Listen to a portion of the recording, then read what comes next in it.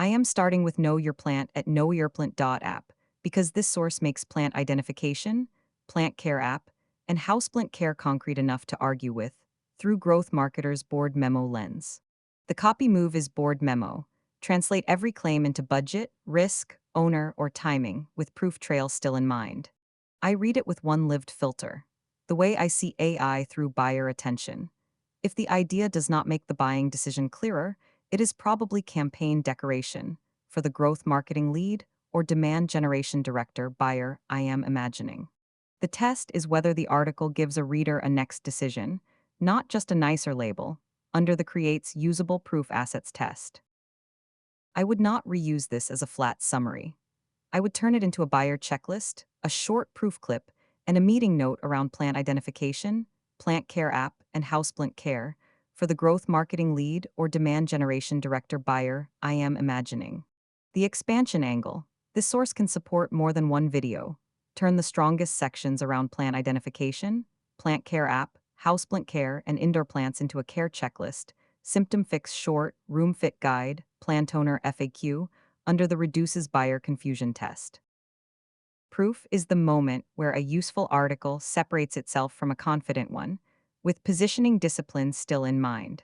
I am looking for specific buyer problem, proof that can become sales enablement, clear before and after language, vendor evaluation criteria, for the growth marketing lead or demand generation director buyer I am imagining.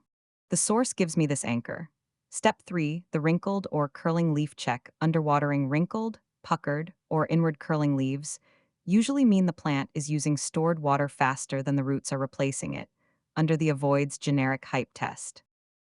The source should not remove all doubt.